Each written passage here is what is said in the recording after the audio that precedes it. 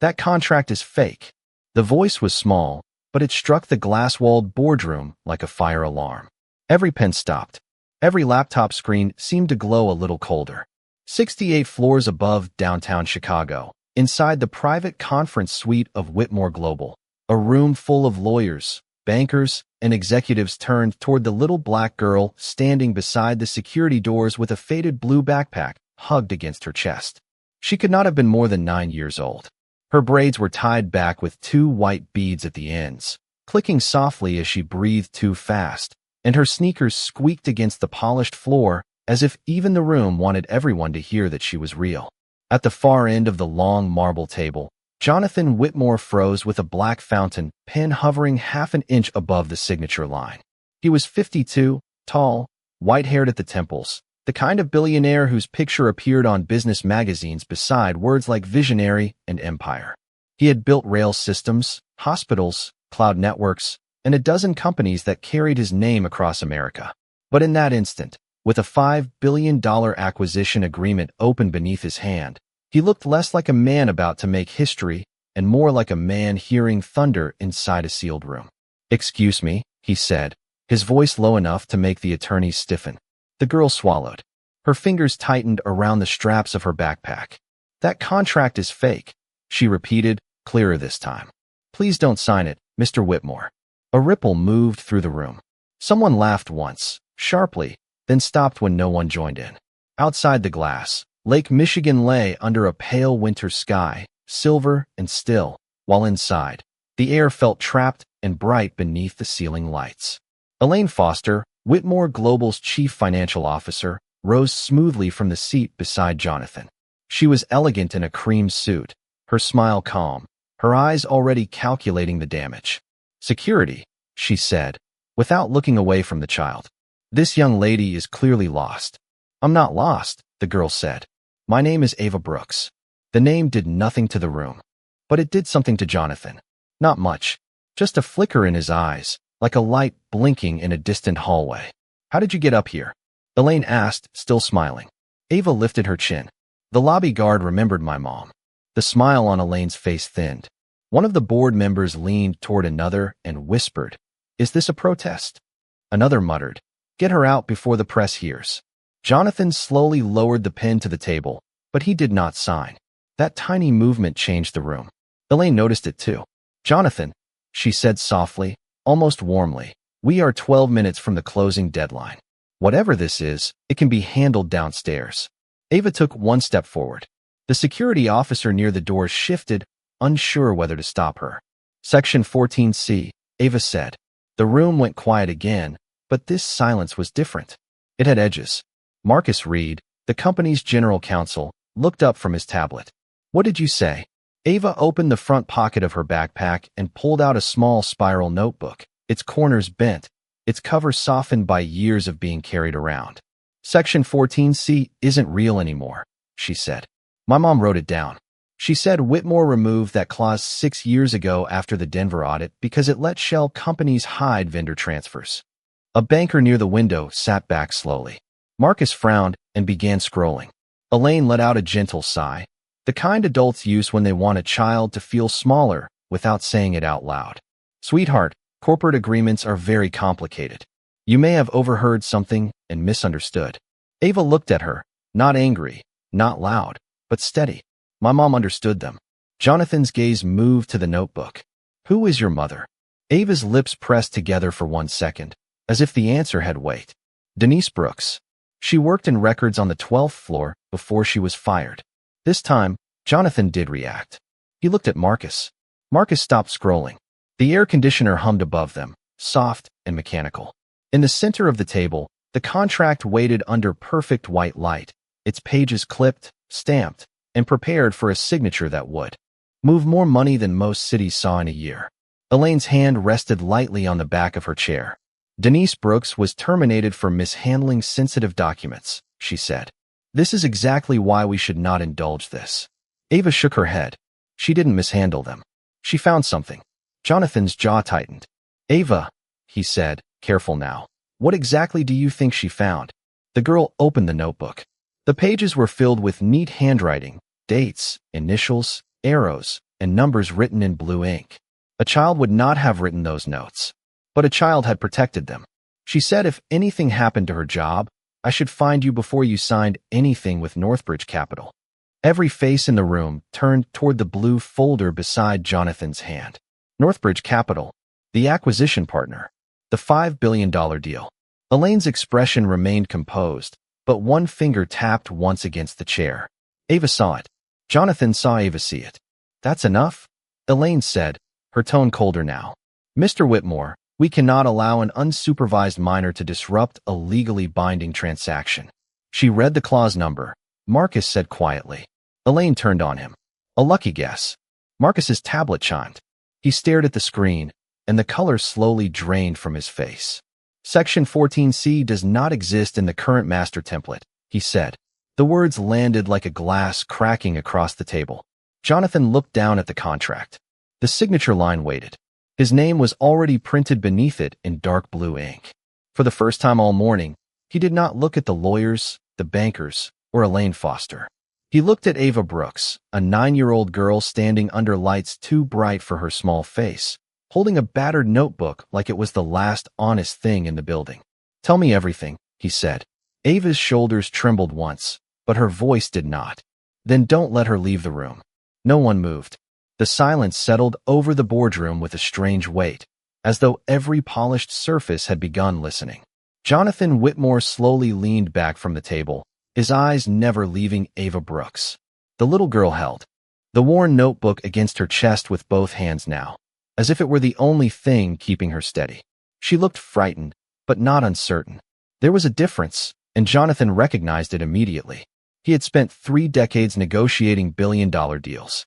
He knew the look of someone bluffing. This child was not bluffing. Elaine Foster folded her hands neatly in front of her and offered the room another practiced smile. Jonathan, we have allowed this interruption to continue long enough. She is a child repeating something she does not understand.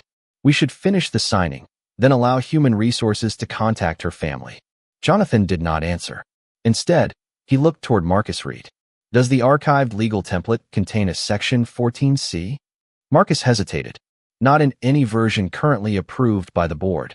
Elaine answered before anyone else could speak. Exactly. She memorized an old document or overheard a conversation somewhere. None of this has any relevance to the agreement in front of us.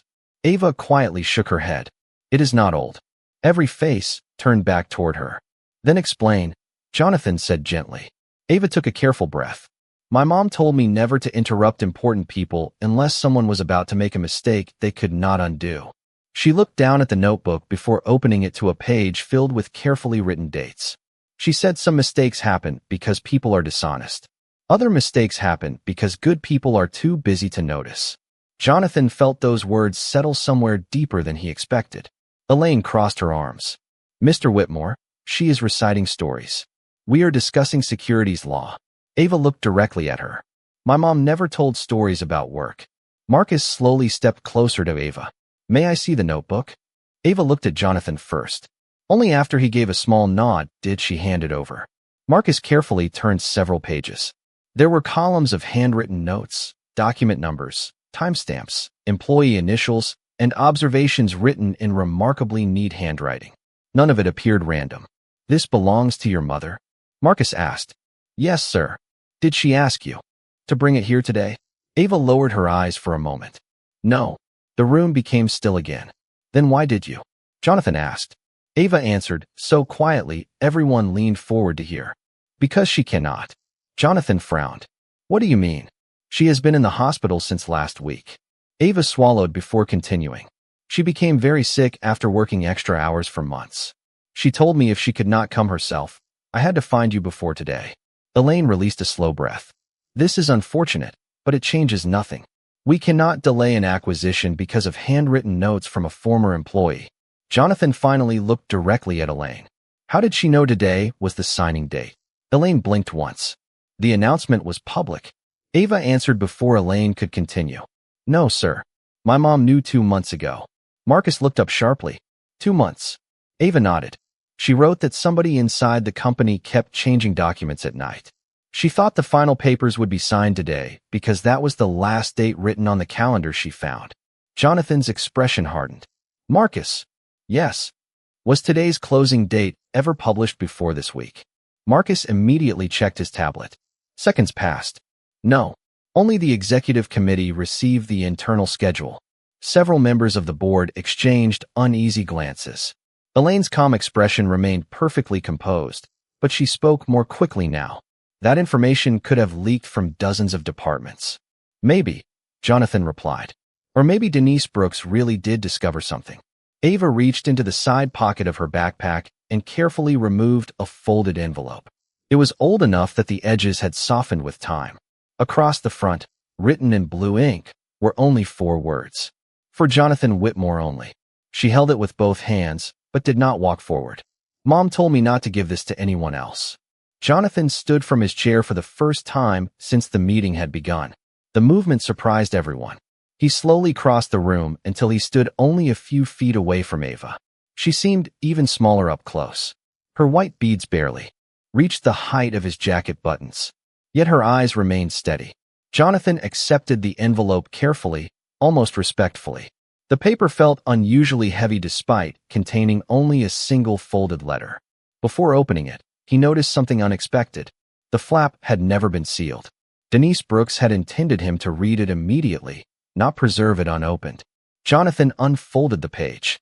Only 3 sentences were written inside. If you are reading this, then I was too late. The contract is not the crime. The contract hides the crime. Trust the child because she knows where I hid the proof. Jonathan slowly lowered the letter. His heartbeat remained calm, but the certainty inside him had changed. This was no longer an inconvenient interruption. It had become something entirely different. He looked toward the long conference table where the unsigned agreement still waited beneath the bright lights. Then he turned back toward Marcus. Cancel the signing. The words echoed softly through the room. Elaine immediately stepped forward. Jonathan, that would trigger enormous financial consequences. He looked at her with complete composure. Perhaps, but signing the wrong contract would cost far more. Ivy-colored status lights blinked quietly across the conference room wall as the digital clock changed to 10:18 a.m. No one reached for the contract anymore. The stack of signature folders that had carried the weight of a $5 billion acquisition suddenly looked ordinary, almost harmless, until Jonathan Whitmore slowly closed the top page and pushed it to the center of the table. The faint sound of paper sliding across polished marble echoed farther than anyone expected. No documents leave this room, he said calmly. No electronic files are altered. Nobody contacts Northbridge Capital until I say otherwise. Several executives instinctively reached for their phones before realizing Jonathan had already noticed. Please leave every phone on the table, he added. Nobody argued. Marcus Reed placed his tablet beside the contract and looked toward Ava Brooks. You said your mother hid the proof. Did she ever tell you what she meant? Ava nodded once. Not exactly. She told me to remember 3 things. Marcus leaned forward. Which were? Ava raised 3 small fingers. The blue bird, the missing box, and Tuesday. Confused expressions spread around the room. Elaine Foster gave a quiet laugh. Jonathan, we are now solving children's riddles instead of completing a transaction. Jonathan ignored her. Ava, tell us about the blue bird. Ava looked around the enormous room, then pointed toward a framed aerial photograph hanging beside the windows. Not that kind of bird. She thought carefully before continuing. Mom worked in the records department. Every Friday, she brought home stories about old paper files because she said paper never forgot what computers tried to erase. One day she came home smiling because she found a bluebird sticker on a storage box that nobody else noticed. Marcus frowned. A blue inventory sticker? Ava nodded. She said every archive box had a barcode except one. Somebody covered it with a little blue bird instead. Jonathan folded his arms. Did she ever say where? Ava closed her eyes for a brief moment. Basement records. Aisle 9. Shelf 12. Marcus immediately looked at Jonathan. The Legacy Archive. Jonathan nodded slowly. It has been closed for years. Exactly, Ava answered quietly. Every head turned toward her again. Jonathan noticed something remarkable. She never interrupted adults to sound important. She only spoke when she believed the next piece mattered. What about the missing box? Marcus asked. Ava smiled sadly. Mom said it was funny because everybody searched for files inside boxes, but nobody noticed when the entire box disappeared. Elaine's expression remained composed. Old storage mistakes happen all the time. Ava gently shook her head. Mom checked the inventory. Every box had a number except one. Number 218 disappeared, but the computer still said it was there. Marcus opened another database on his tablet. His fingers moved rapidly across the screen. Physical inventory. He whispered to himself. Archive reconciliation. Suddenly he stopped typing. His eyes narrowed. Jonathan, what did you find? Marcus rotated the screen. Archive box 218 still exists in the electronic catalog. So, Elaine replied immediately. It was probably relocated. Marcus continued reading. No relocation record. No destruction authorization. No chain of custody. Jonathan looked toward Elaine, who supervised records management during the restructuring. Finance shared oversight with compliance, she answered smoothly. That was years ago. Jonathan did not respond. Instead, he looked back at Ava. You mentioned Tuesday. Ava nodded again. That was the last thing Mom told me before she went to the hospital. Her voice became softer. She said, if they ever schedule the signing on a Tuesday, do not wait. Find Mr. Whitmore. Jonathan glanced at the calendar displayed on the conference room monitor. Tuesday. The room suddenly felt colder despite the warm sunlight pouring through the floor-to-ceiling windows. Marcus quietly cleared his throat. Jonathan, the original acquisition timeline called for Thursday. Jonathan looked up sharply. Are you certain? Marcus opened another file. Absolutely. The closing date was changed only 9 days ago. Several board members exchanged uneasy looks. Elaine answered before anyone could ask. Scheduling adjustments happen constantly during mergers. Approved by whom? Jonathan asked. The executive committee. Marcus continued searching. There is only one electronic approval signature attached to the revised schedule. Jonathan waited. Marcus slowly lifted his eyes from the screen. Elaine Foster. Silence settled over the room again. Elaine remained remarkably calm. Of course it was mine. I coordinated the financial calendar. Jonathan did not accuse her. He simply asked another question. Why Tuesday? Elaine gave a small shrug. Because every other date conflicted with regulatory deadlines. Ava looked toward Jonathan. Mom said Tuesday was important because somebody always worked late on Monday nights. Marcus immediately understood. System updates. Jonathan nodded. Every Monday evening our servers synchronize archive documents. Marcus looked back at the tablet. If someone replaced files before the synchronization, the altered version would become the official archive, Jonathan finished. Ava quietly opened her backpack again. From a small zippered pocket, she carefully removed something wrapped inside a folded handkerchief. She unfolded the cloth with both hands until a tiny silver flash drive rested in her palm. It was scratched along one edge and had a faded bluebird sticker no larger than a thumbnail. Marcus stared at it without speaking. Jonathan looked at Ava. Your mother gave you that? Ava nodded. She said never to plug it into any computer unless you were standing beside Mr. Whitmore. Jonathan looked at the tiny drive, then at the little girl who had carried it through downtown Chicago inside an old backpack, without ever fully understanding its value. Outside the windows, snowflakes had begun drifting across the skyline, slow and quiet against the glass. Inside the boardroom, Jonathan realized the notebook had never been the evidence. It had only been the map leading to the evidence. Jonathan Whitmore held the tiny silver flash drive between two fingers without inserting it into any computer. The faded bluebird sticker caught the white light above the conference table, no larger than a postage stamp. Yet every person in the room seemed unable to look away from it. Ava Brooks quietly folded the handkerchief and slipped it back into her backpack. She had done what her mother asked. Now she simply waited. Jonathan looked toward Marcus Reed. Is there any device in this building that has never been connected to our corporate network? Marcus thought for only a moment. There is one forensic workstation in the compliance evidence room. It stays completely offline. Jonathan nodded. Good. Elaine Foster stepped forward with measured confidence. Jonathan, before we continue chasing assumptions, may I remind everyone that this device has no verified chain of custody. We have no idea what is on it or who created the files. Jonathan met her eyes calmly. That is exactly why we are going to verify it. Or, Elaine replied smoothly, we could simply preserve it as evidence, allow outside investigators to review it later, and continue with the transaction. Delaying this acquisition will cost our shareholders millions of dollars before lunch. Several board members shifted uneasily. They understood the financial consequences. Markets did not wait for uncertainty. Yet none of them reached for the contract again. Jonathan slowly walked back to his chair, but remained standing. Tell me something, Elaine. Of course. When Denise Brooks was dismissed, who approved the recommendation? Elaine answered almost instantly. Human resources, based on internal findings. Jonathan remained silent for several seconds. That was not my question. Elaine's smile became smaller. Finance reviewed the documentation. Did you personally sign it? Another brief pause. Yes. Jonathan nodded once, not accusing her, merely acknowledging the answer. Marcus quietly spoke from the far side of the table. Jonathan, there is something else. He rotated his tablet so everyone could see the screen. The audit log shows Denise Brooks attempted to access Archive Box 218 three separate times during her final week. Every request was denied. Jonathan studied the dates. Denied by whom? Marcus touched the screen once. The authorization record appeared beneath the request history. Elaine Foster. Nobody spoke. Outside the glass walls, light snow continued drifting across the Chicago skyline. Inside, the silence felt far heavier than before. Elaine calmly folded her hands together.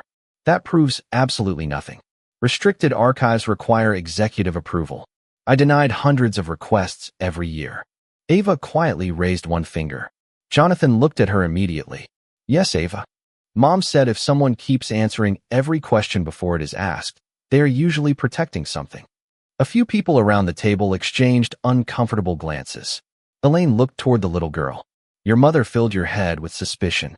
Ava shook her head gently. She filled it with instructions.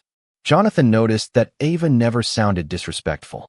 She simply answered with quiet certainty, and somehow that certainty unsettled experienced executives more than raised voices ever could.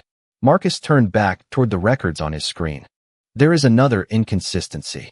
Jonathan looked over. Go on.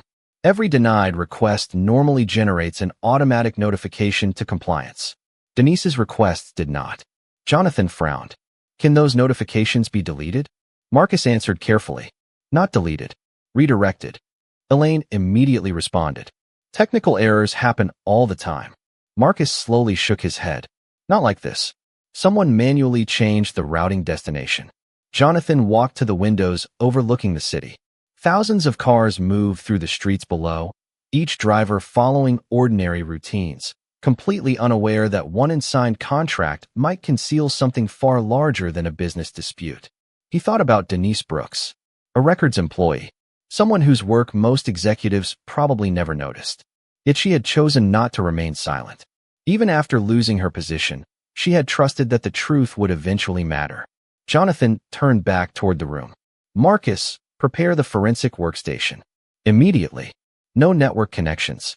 No remote access. No copies until we know what we are looking at. Marcus nodded. Understood. Elaine stepped closer. Jonathan, if you insist on examining that drive, I strongly recommend inviting outside counsel first. Otherwise, every action taken today may become legally questionable. Jonathan gave a faint smile that surprised several people around the table. Interesting. Elaine looked puzzled. Why? Because you have spent the last 30 minutes encouraging me to move faster. Now you are asking me to slow down. Elaine answered without hesitation. I am asking you to protect the company. Jonathan studied her face for a long moment. That is exactly what I intend to do. He looked toward the security officer standing near the conference room doors. Please make certain no one enters or leaves this floor until further notice. Politely. Professionally. Nobody is under accusation. I simply want everything preserved exactly as it is. The officer nodded. Yes, sir. Ava quietly looked around the enormous room. Can I ask something? Jonathan's expression softened. Of course. When we open it, if Mom was telling the truth, will people finally believe her? Jonathan looked at the little girl for several seconds before answering. Evidence earns belief. Character earns respect. Your mother appears to have protected both. Ava lowered her eyes, holding back emotions she had carried for far too long. Jonathan carefully placed the flash drive into a small evidence envelope that Marcus handed him. He sealed it, wrote the time across the front, and signed his name beneath the notation. Then he looked at the unopened envelope one last time before handing it back to Marcus. Let us find out why Denise Brooks trusted a little girl more than an entire corporation. Ivy-colored indicator lights reflected softly across the quiet hallway as Jonathan Whitmore, Marcus Reed, and Ava Brooks stepped out of the executive boardroom together. Behind them, the conference doors closed with a muted click, leaving the unfinished acquisition and the anxious board members inside. 2 security officers remained outside, following Jonathan's instructions with calm professionalism. Nobody argued. Nobody attempted to leave. The atmosphere inside the building had changed completely. Employees who normally hurried through the executive floor now lowered their voices without knowing why. Something important had shifted, even if they could not yet see it. Jonathan walked beside Ava instead of ahead of her. His pace slowed naturally to match her shorter steps. The little girl held her faded blue backpack close against her shoulder, glancing only briefly at the floor-to-ceiling windows overlooking the snow-covered city. She had never been inside a building this tall before, yet she seemed far more interested in remembering her mother's instructions than admiring the view. Marcus carried the sealed evidence envelope carefully in both hands. "The compliance evidence room is 3 floors below us," he said quietly. "Only 4 people have authorized access." Jonathan nodded. "Today it will be only the 3 of us." As the elevator doors opened, Jonathan pressed the private access key himself. The elevator descended smoothly, almost silently, while soft instrumental music played through hidden speakers. Nobody spoke during the ride. Ava finally looked up at Jonathan. "Do rich people always have elevators this quiet?" Jonathan smiled for the first time that morning. "I suppose I never noticed." Ava nodded thoughtfully. "Mom always noticed quiet places. She said when everything suddenly becomes quiet, people are either listening or hiding." Jonathan looked toward the polished elevator doors, seeing his own reflection beside the small girl. Once again, Denise Brooks seemed to be speaking through the wisdom she had left behind. The elevator stopped beneath the main executive levels. Marcus unlocked a heavy security door using both his identification badge and a numeric access code. Beyond it stood a climate-controlled archive laboratory unlike any ordinary office. Metal shelves lined one wall. A single forensic workstation sat on a steel desk beneath bright white lighting. There were no internet cables connected to the computer. No wireless indicators blinked. Everything about the room suggested patience instead of speed. Marcus carefully placed the evidence envelope onto the desk without opening it. Jonathan looked around the room. "When was this workstation last used?" 8 months ago during a patent dispute," Marcus answered. "Since then it has remained disconnected." Jonathan seemed satisfied. Before touching the envelope, he turned toward Ava. "Have you eaten today?" The question surprised her. She blinked twice before answering. "Just cereal." Jonathan checked the time. Nearly 11 o'clock. "Marcus, would you ask someone from the employee cafe to bring lunch down here?" Ava immediately shook her head. "You do not have to spend money on me." Jonathan looked at her gently. "I think your mother would prefer you solve mysteries on a full stomach instead of an empty one." Ava smiled faintly. "She probably would." Marcus quietly stepped into the hallway to make the call, leaving Jonathan and Ava alone inside the laboratory. The silence felt different here. Not uncomfortable, just honest. Jonathan slowly pulled a chair away from the desk. "Would you like to sit?" Ava climbed into the chair, her feet still several inches above the floor. She watched Jonathan with cautious curiosity. "Can I ask you something?" "Of course." "Did you know my mom?" Jonathan answered truthfully. "I remember her name now, but I do not remember meeting her." Ava lowered her eyes. "She met you." Jonathan frowned slightly. "When?" 5 years ago, during the employee holiday breakfast." Jonathan searched his memory. Thousands of employees attended those gatherings every year. Faces blurred together over time. Ava reached into her backpack again and carefully removed a photograph protected inside a clear plastic sleeve. She handed it to Jonathan. The picture showed dozens of employees gathered around a decorated lobby Christmas tree. Near the edge of the crowd stood Denise Brooks, smiling warmly while holding young Ava's hand. Across the room, Jonathan appeared in the background shaking hands with employees. He was not looking toward the camera. He was looking toward Denise. On the back of the photograph, written neatly in blue ink, were 7 simple words. "He always stops to greet everyone." Jonathan quietly read the sentence twice. "She wrote this." Ava nodded. She said that was why she trusted you.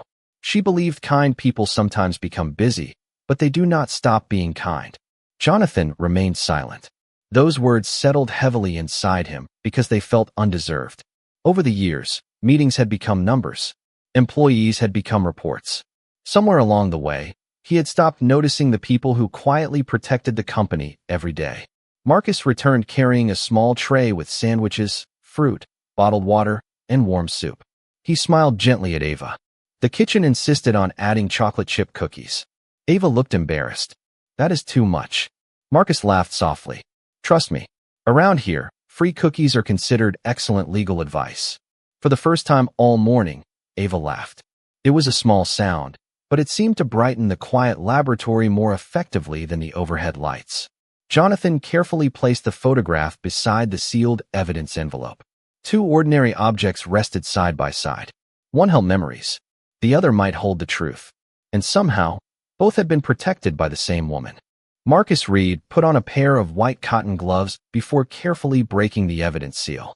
The small silver flash drive rested in his palm beneath the bright laboratory lights, its faded bluebird sticker looking almost ordinary after all the tension it had created. Jonathan Whitmore stood beside the isolated forensic workstation while Ava Brooks quietly finished the last spoonful of warm soup, her backpack resting safely beside her chair. No one rushed. Denise Brooks had protected this evidence for years. It deserved patience now. Marcus inserted the drive into the offline computer. The machine remained silent except for the gentle hum of its cooling fan. A loading window appeared. Then another. Finally, a single folder appeared on the screen. It carried no title, only a date from nearly 3 years earlier. Marcus looked toward Jonathan. Ready? Jonathan nodded once. Marcus opened the folder. Hundreds of files filled the screen. Spreadsheets, internal memorandums, scanned invoices, archived contracts, security logs. Everything had been organized with remarkable precision. Denise Brooks had not simply collected documents. She had built a roadmap. Marcus quietly whispered, almost to himself. She documented everything. Jonathan stepped closer. Can you verify authenticity? Not immediately, but the file structure is consistent with our archived record system. Ava watched the screen without pretending to understand every document. She simply recognized some of the folder names from evenings when her mother had worked at the kitchen table, surrounded by handwritten notes. Marcus opened the first spreadsheet. Every transaction appeared ordinary until a narrow column near the right side caught his attention. Jonathan. He enlarged the screen. The same vendor number appeared again and again under different company names. These payments all route through different contractors, Marcus said slowly, but they end at the same banking destination. Jonathan frowned. How much? Marcus highlighted the total. The calculator finished processing several seconds later. For $1,873 million. Nobody spoke. Ava quietly looked toward Jonathan. Is that bad? Jonathan answered honestly. If this information is accurate, it is much worse than I expected. Marcus continued opening additional files. Denise had inserted notes beside many of the documents. They were not emotional. They were factual. Time, date, employee identification numbers, approval chains, cross-references. Every observation could be verified independently.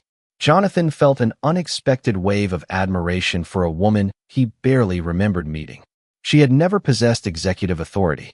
She had simply refused to ignore details everyone else overlooked. Marcus suddenly stopped scrolling. There is a video file. Jonathan looked at the screen. The recording lasted only 48 seconds. Marcus opened it. Grainy security footage appeared from what looked like the legacy archive hallway. A timestamp showed Monday evening, shortly before midnight. 2 employees entered carrying a sealed storage box marked with inventory number 218. They rolled it through the archive corridor before disappearing behind a secure records door. 40 minutes later, they returned, pushing an identical box. Same size, same barcode, same paperwork attached to the side. Yet one detail stood out immediately. The small blue bird inventory sticker visible on the first box had disappeared from the second. Marcus paused the video. The missing box. Jonathan nodded slowly. Someone replaced it. Ava quietly smiled. Mom said people always looked at the labels. Nobody looked at the stickers. Marcus continued examining the footage frame by frame. One employee kept his face lowered beneath a baseball cap. The other wore ordinary maintenance clothing. Neither could be identified clearly. Jonathan folded his arms. Can we enhance the recording? Marcus shook his head. Probably not enough for facial recognition. Ava pointed toward the lower corner of the screen. What is that? Marcus enlarged the image. Reflected faintly in a polished metal cabinet was another person standing farther down the hallway. Only part of a face appeared in the reflection before disappearing. Jonathan leaned closer. Can you sharpen that? Marcus adjusted the image. Carefully. The reflection became slightly clearer. Not perfect, but enough to reveal one unmistakable detail. A distinctive silver brooch shaped like a maple leaf was pinned to the jacket. Jonathan immediately recognized it. Elaine Foster wore that same brooch at nearly every shareholder meeting.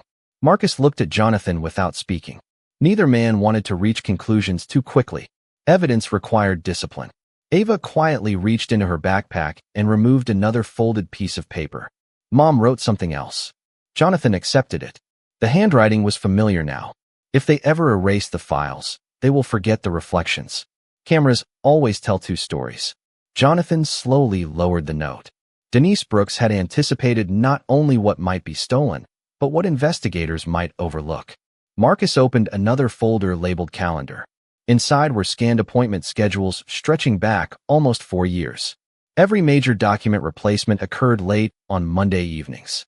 Every final approval meeting happened on Tuesday mornings. Every pattern matched what Ava had remembered. Jonathan looked toward the little girl sitting quietly beside the table. Your mother trusted you with more responsibility than most adults ever receive. Ava lowered her eyes. She said I only had one job. Which was? Jonathan asked softly. Ava answered exactly as Denise had taught her. Make sure the truth arrives before the signature does. Jonathan looked back at the frozen image on the monitor.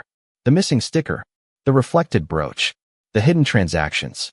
One careful observation after another had transformed impossible accusations into verifiable facts. Somewhere inside Whitmore Global, someone had spent years believing nobody noticed. They had underestimated one records clerk, and they had completely underestimated her daughter. Marcus Reed slowly minimized the security footage, but the image of the silver maple leaf brooch lingered in everyone's mind. The laboratory suddenly felt smaller, as though the walls themselves had begun closing around the truth. Jonathan Whitmore stood perfectly still, studying every document Denise Brooks had preserved.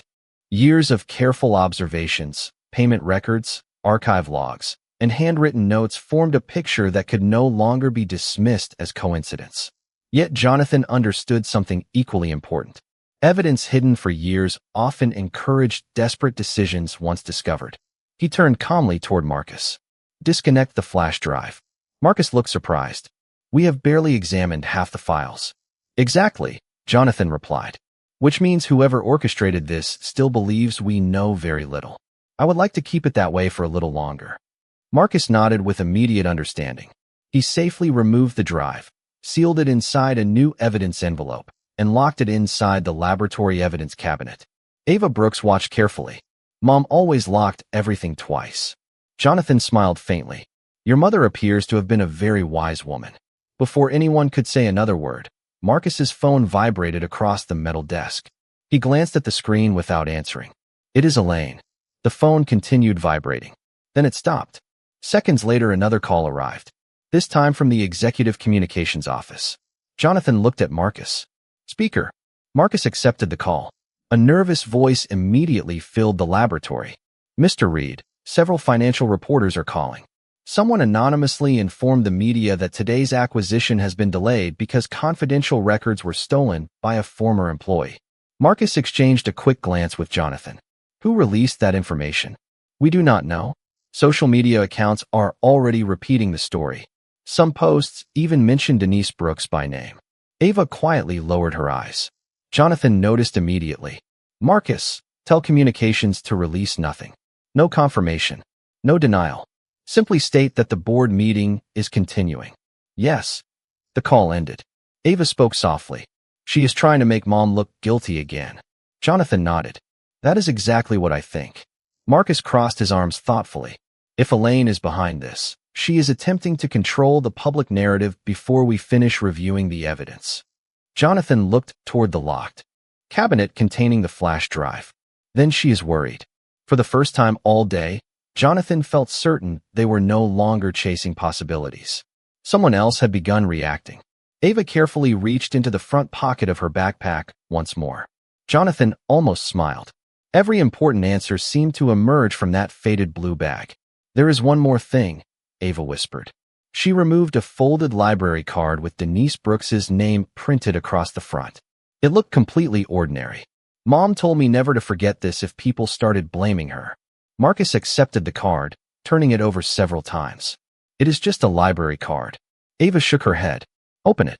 Marcus noticed the plastic laminate had separated slightly along one edge. Carefully peeling it apart, he discovered a tiny handwritten strip of paper hidden inside. Jonathan leaned closer while Marcus unfolded it. Only one sentence appeared. If they accuse me first, search the calendar before you search the money. Marcus immediately looked toward the workstation. The calendar folder. Jonathan nodded. Open it again. Marcus restored the archived calendar files onto the screen. Hundreds of executive appointments appeared month after month. At first glance, nothing seemed unusual. Then Marcus noticed a repeating entry every second Monday evening. Building maintenance review. 30 minutes. Approved by finance. Jonathan frowned. Maintenance reviews at 11 o'clock at night? Marcus searched the facility's database. There were no maintenance requests on those dates. Ava quietly spoke. Mom said fake appointments are like umbrellas on sunny days. They only exist to hide something else. Marcus highlighted every building maintenance review entry over 4 years. A pattern emerged immediately. Each appointment occurred exactly 1 hour before archived contracts were synchronized into the corporate record system. Jonathan slowly exhaled. That was their window. Marcus continued tracing the approval chain. Every calendar invitation originated from the finance office. Every approval carried Elaine Foster's executive authorization. Then Marcus stopped scrolling. Jonathan, what now? Marcus enlarged one specific calendar invitation. The meeting attendees included only 3 names. Elaine Foster, an outside consultant from Northbridge Capital, and one internal employee listed only by identification number instead of name. Jonathan looked carefully at the identification code. Can we match it? Marcus searched the employee database. Seconds later, a personnel file appeared. The maintenance worker seen pushing archive box 218 in Denise's security footage had not been an ordinary contractor after all. He had been a full-time Whitmore Global employee assigned directly to executive facilities. His employment record ended 6 months earlier with one simple notation. Retired. Jonathan quietly shook his head. Convenient. Marcus continued reading. His retirement package was approved personally by Elaine Foster. Ava looked from one man to the other. Does that mean he helped? Jonathan answered carefully. It means he may know something very important. Before anyone could continue, the laboratory lights flickered once, then twice. Marcus immediately looked toward the workstation. Power interruption? Jonathan listened. The building remained quiet, but somewhere beyond the secure hallway, emergency generators softly engaged. Marcus checked the computer. Everything remained operational. Yet one thing had changed. The access log displayed a warning. Someone upstairs had just attempted to enter the offline evidence room using Elaine Foster's executive security credentials. Jonathan looked toward the locked laboratory door. The truth had not only begun speaking. It had become valuable enough that someone was already trying to reach it. Jonathan Whitmore looked at the security warning on the offline workstation for only a second before turning toward Marcus Reed. Lock every internal access point to this laboratory, he said calmly. Marcus immediately pressed a series of commands on the wall security panel.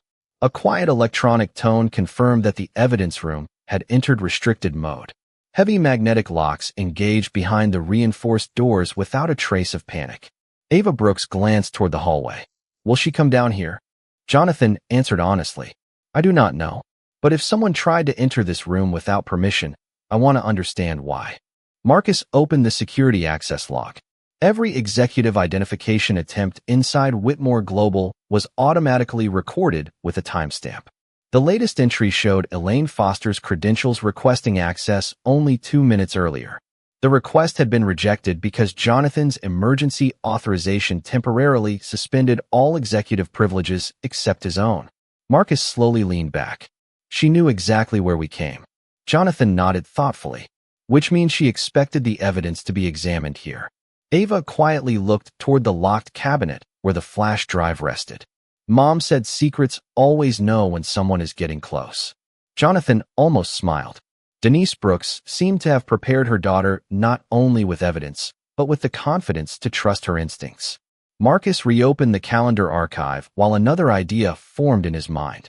Jonathan, if Denise wanted us to search the calendar before the money, perhaps the appointments themselves contain more than meeting times. Jonathan stepped closer to the monitor. Search every recurring maintenance review for attached documents. Marcus began opening each calendar invitation individually. Most contained nothing beyond ordinary scheduling information. Then, halfway through the third year, one invitation displayed a hidden attachment that had never appeared in the standard company calendar. Marcus carefully extracted the embedded file without connecting the workstation to any network. It opened as a plain text note.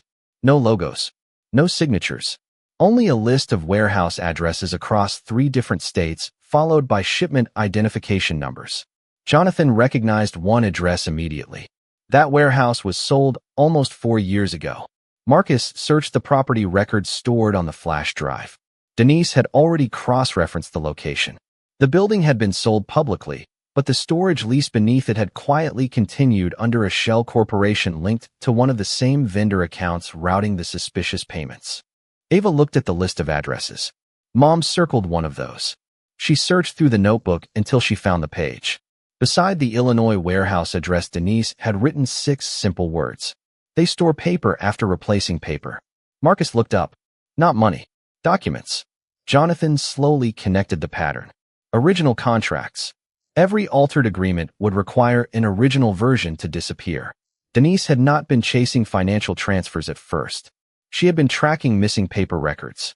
Marcus opened another attachment hidden inside a different calendar invitation. This one contained barcode numbers matching archived storage boxes. Archive box 218 appeared near the top of the list. Beneath it, another notation stood out. Destroy after synchronization. Jonathan felt a chill despite the warm room. They were never preserving records. They were replacing history. Ava quietly whispered. Mom said paper remembers. Before anyone could continue, the laboratory telephone rang. It was an internal line that almost never rang because so few people even knew the room existed. Marcus answered cautiously. Compliance laboratory. A familiar voice replied with perfect composure. Marcus, this is Elaine.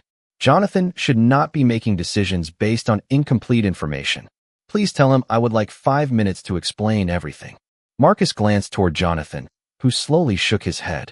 Mr. Whitmore is unavailable, Marcus answered politely. Elaine's voice remained calm. Then perhaps remind him that Northbridge Capital has already begun asking difficult questions. Delays create consequences. Jonathan stepped closer and gently took the receiver. Hello, Elaine. A brief silence followed. Jonathan, she answered smoothly. I was hoping we could speak privately. We are speaking, not with other people listening.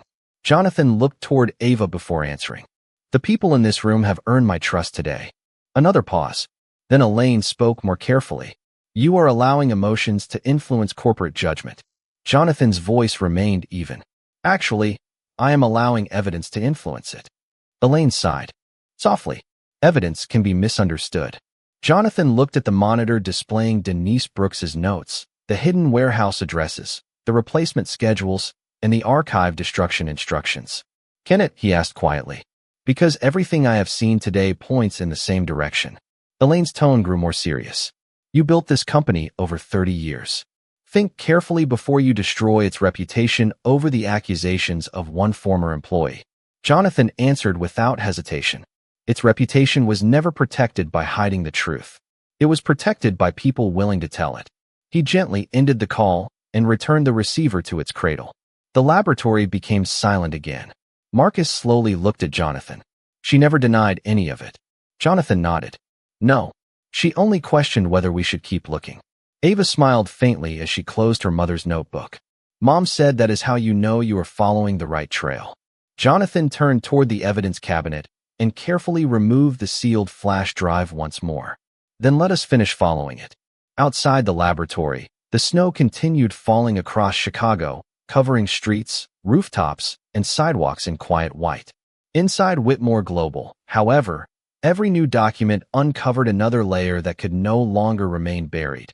And for the first time that day, Jonathan realized the greatest asset Denise Brooks had left behind was not the evidence itself. It was the courage she had taught her daughter to carry until someone finally chose to listen. Jonathan Whitmore stood quietly beside the forensic workstation while the final folders from Denise Brooks's flash drive finished loading onto the isolated computer. The room had become remarkably still. Even the soft hum of the ventilation system seemed distant now.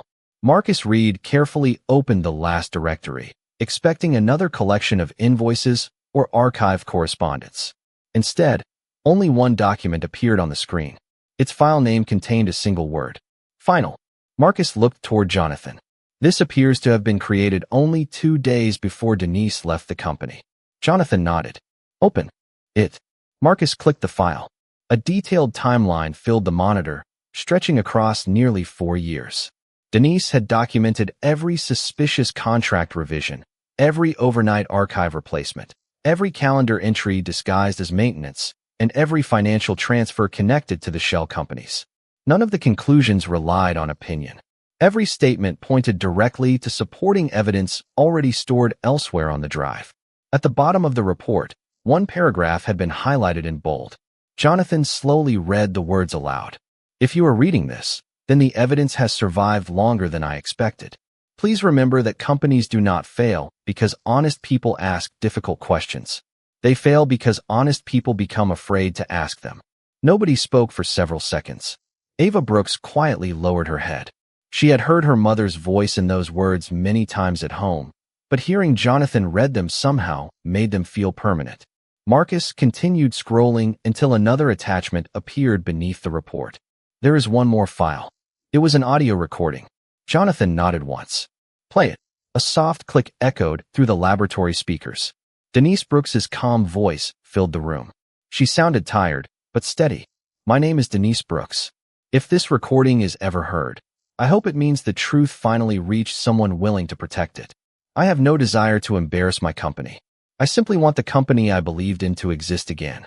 If Mr. Whitmore hears this, I hope he remembers what he told employees every holiday breakfast. He said integrity is what people choose when nobody is watching. I believed him then. I still do. The recording ended. Silence returned. Jonathan slowly removed his glasses and looked toward the photograph resting beside the keyboard. Denise had stood in the background of that picture, believing the words he spoke to employees every year. Somewhere along the way, she had continued believing them even when he had unknowingly failed to notice what was happening beneath his own leadership. Marcus quietly cleared his throat. Jonathan, we now have documented evidence, financial records, archive histories, security footage, calendar manipulation, warehouse locations, and Denise's recorded testimony. The chain is complete. Jonathan nodded. Prepare duplicate forensic copies for federal investigators and independent auditors. Every file receives digital verification before leaving this room. Immediately, Ava looked toward Jonathan with quiet uncertainty. Does that mean Mom was right? Jonathan knelt until he was at eye level with her. Your mother was more than right. He paused before continuing. She protected thousands of employees, investors, customers, and families who will never even know her name. That is what real courage looks like. Ava's eyes filled with quiet emotion, but she smiled through it. She always said the truth does not need to be loud. It only needs someone brave enough to carry it. Jonathan smiled gently. She was absolutely correct. A soft knock interrupted the moment. One of the security officers stepped inside.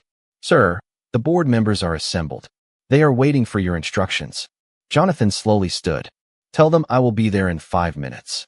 After the officer left, Jonathan looked around the laboratory one final time. The flash drive, the notebook, the photograph, the library card, the bluebird sticker. Every ordinary object had become part of an extraordinary story because one little girl had refused to ignore her mother's final request.